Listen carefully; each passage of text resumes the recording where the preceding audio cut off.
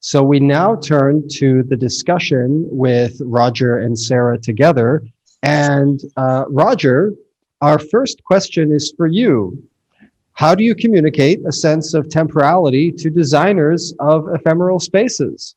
I'm not so sure that I understand your question. What do you mean by communicate a sense of temporality?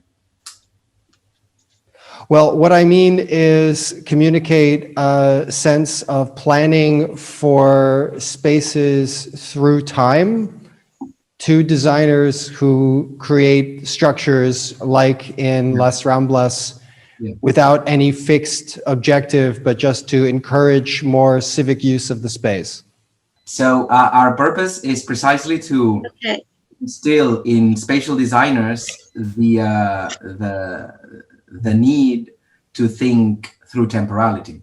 So it's not that we are trying to do away with everything that we know as spatial designers, architects, or any other kind of spatial designer, but that we think that space has to be imbued, or is always imbued, with lived experience, and lived experience is duration based. So even in terms of perception, any space or any architecture has an embedded temporality within it, as far as the perception of humans. Also, as far as more than human approaches, there's an obvious aspect to temporality of structures to begin with.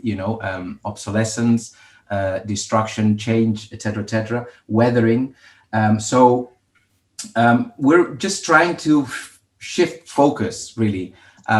We're not inventing the wheel here. I think that everything we talk about is relatively plain to see when one experiences, but usually architects and spatial designers are not taught to address temporality in any way, neither in terms of how structures become obsolete and they age and eventually they get destroyed. I mean, nothing lasts forever, nor in terms of how it is crucial to incorporate questions of flexibility or adaptability, or however you want to call it, customization of spaces, that also talk about a second scale of temporality. So spaces are never the same. They keep changing continuously. A third level of temporality would be that of the active user. So rather than talking or thinking about inhabitants being simply people that occupy spaces that have been pre-designed or pre-thought, we have to understand that that's clearly not the case. Our actual experience is that it is not the case. We all update and upgrade and adapt and change the spaces we inhabit through our own acts of inhabitation. And so it's very important as designers that we can incorporate this as part of the design process. And then finally, as I said in the beginning, the more intimate level, which is that of perception, and perception in humans tends to be duration based. And so it is embedded spatially, but also in temporality. So that's really what we're trying to do. Thank you very much, Roger. And I think that connects really well with Sarah's research. I think we need to see more studies along her lines about how people are actually moving through space and time in our cities in order to affect meaningful change. Which brings us to our next question, which is to Sarah. Why is the pedestrian, specifically the pedestrian experience, so important in sustainable city development? Well, let me think a second about this. We know that the modernistic cities are dedicated to the car movement, and we still have many structures like that these days. And we have no doubt that investors, clerks, officials, architects, urban planners are having the real impact on creating the urban space. But we can see the result of their work in the form of in that kind of form, just like in transport, like roads, housing, commercial complexes. but in the same time, the situation leads to the many misunderstanding because there's about the someone else space or living space. However, I would like to stress that the ordinary person like me or you or every pedestrian there could act in our environment to generate changes on many levels of urban life. And it happens that when he belongs to the place and when he feels the need to change something, and what happens when during everyday life walking, we, for example, we see the desired path. Do you know? Do you know which is it? So this is not not about the designing, not about the planning. It's about practicing. So it's a very slow but all time happens, and that's why I think cities change within the pedestrian, let's say, breathing, yeah, and walking. Thank you, Sarah. We have a question from our audience. Do you think you could just briefly tell us a little bit about how you implement data, how you incorporate data into your model?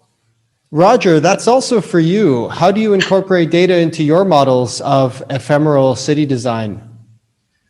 Well, actually, I was interested in seeing Sarah's work, which I didn't know because part of my expertise, and actually the very basis of my doctoral research is based on that precisely. My doctoral dissertation is called Operative Mapping. So, yeah, I've been working quite intensively, and actually I need to use the fact that we have all the world watching to, have you buy this fantastic book called Operative Mapping, Maps as Design Tools, which we published recently in Actar, and basically talks about that precisely. How can we use maps as projective tools rather than simply representational tools, which goes back to many of the questions that also Sepe and Pedro were addressing beforehand, and definitely to Sarah's presentation. So in our case, it depends very much on which particular aspect of reality we're trying to address. But it always, but the technique or the methodology is always similar. There's always a question of identifying the conditions of the space in which we will be intervening, because we always intervene temporarily. So it's important to understand what is the makeup, both spatial and especially relational, of this space, in order to then be able to transform it for a short time.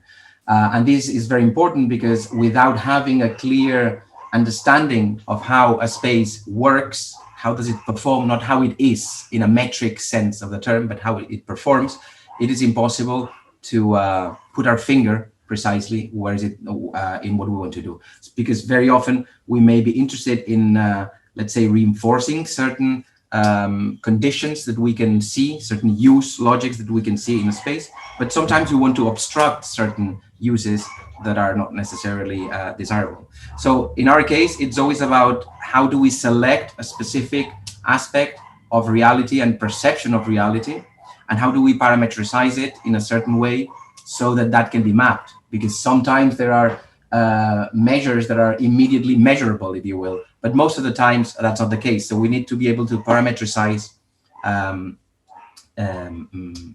whichever concept that we're trying to map or to address in ways that can be mapped both quantitatively and qualitatively. So that's an integral part of the work we do in research and also in the masters, actually. Well, I think it's absolutely necessary to do this kind of mapping, the kind of mapping you're doing and the kind of mapping that Sarah is doing, because when I think of the most effort in mapping flows around cities, typically cars, roads, and transportation take precedence over pedestrians. So there's a question to Sara from the audience. Have you had the opportunity to present the results of your research to City Hall? Are they interested in any collaboration? Because we have some representatives from the city of Warsaw watching today right now. I was on one small talk about this, but nothing happened till now because of COVID. But of course, I'd like to develop this, collaboration or somehow to help my city, because I live in Warsaw too, to develop the place of a better place for pedestrians. This is the great subject now for our city. Thank you very much, Sara. We have another question for Roger coming through from the audience. Someone writes that they like the idea of emergency architecture as a new job, but does only architecture need this specialization? Are there any other areas of design where we're ready to support communities in critical situations? Yeah, of course. I was concentrating today in ephemeral architecture because I'm particularly interested, especially in an arena like this specific conference, where we have people coming from all walks of life, specifically from the design areas, from all over the place. So from town planners to media artists, if you will. But I'm very interested in understanding architecture as part of the design disciplines. I don't see a disciplinary boundary that's so clear cut, and I'm really not interested in that. I'm much more interested in that fluidity and areas of overlap. So I use architecture because it is a nice old word, older than design, so we might as well use it. It's more maybe it seems that it is more specific, but what we're trying to do precisely make a point that architecture is not about buildings necessarily, and not about conventional kind of buildings necessarily, and even that conventional kinds of buildings can be understood and can be rethought from the point of view of temporality, for instance. So absolutely, the question of emergencies is a very significant problem that we are facing. Not now specifically, this is a very old question, but right now maybe because of globalization, we're more aware of the impact that these emergencies have at many levels: social, environmental, health, etc., etc. So definitely, absolutely, all design disciplines have a very important role to play there. So I'm not restricting it to architecture at all, on the one hand, and on the other hand, I understand architecture in a very open way. To me, emergency architecture is not only about, and not mostly about, a question of shelter in the conventional sense of the term. It's also, and especially, a question of how are we able to learn from these conditions of emergency, not only to solve these specific, very drastic and very problematic examples that we showed, such as refugee camps, but even more importantly, also as importantly, to affect the way we design and project our cities. I mean, I think that this question of the feedback is very important. In the previous talk, I think it was Sepe that was talking about how children related to design is important, not so much, or not only, to be able to understand how children may approach a design problem, but also so that we adults, or as someone said, outdated children, right, can really think in a different way. So I think this is very important. The question of putting yourself in a situation of a certain vulnerability, also in a situation of being having to cope with emergency, in this case, with uncertainty, and being able to, on the one hand, address the constant change, but also, and very importantly to me as a designer, to embrace chance, which I think is a crucial question that is not have us thought or worked as it should be. Thank you so much, Roger. Sarah, would you like to comment on that? Well, it's very interesting. I agree with you, Roger. But I need time to think about this. So, so many details and so many information, so many things. So, as someone who always need time to think, let me think about it now. Sure. I encourage you to stay in touch and continue to develop this conversation after the conference. That's one of our outcomes that we're hoping for.